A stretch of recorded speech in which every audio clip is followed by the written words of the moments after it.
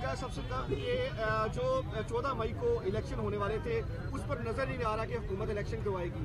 اوپر سے جو ہے وہ ڈیلی بیسس پہ اسمبلی کے فلور پر کھڑے ہو کر کے جو اعلیٰ عدلیہ ہے موجودہ چیزیں ہیں ان کے متعلق جو ہے وہ جی بالکل ایسا ہی ہے.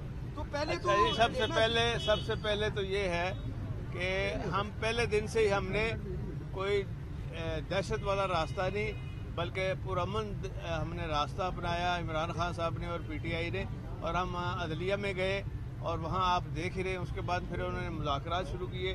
میں نے کہا کہ شریف جو ہیں یہ سارا خاندان بدنیت ہے, انہوں نے کچھ نہیں کرنا اور یہ صرف لوگوں کے خلاف پچے جھوٹے کرنے کے ماہر ہیں, اور وہی ہوا. اور اب آپ دیکھیں گے کہ آگے چل کے انشاءاللہ تعالی پی ٹی آئی اپنا ایک راستہ خود چنے گی انشاءاللہ, اور جو صحیح راستہ ہوگا اس ملک اور قوم کی بہتری اور بھلائی والا راستہ ہوگا انشاءاللہ. کیونکہ ہم جانتے ہیں ان کو, ان کے خاندان کو بھی جانتے ہیں. یہ سوائے ان کی عادت ہے کہ جس سے وعدہ کرو وہ کبھی پورا نہ کرو.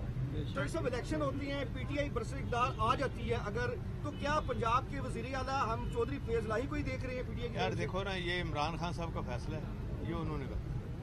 سر یہ بتائیے 14 مئی کو اگر الیکشن نہیں ہوتے تو آپ سمجھتے ہیں کہ یہ آئین کی خلاف ورزی ہوگی یا عدالتیں اس کے بعد بکھر جائیں گی اگر کوئی ایکشن؟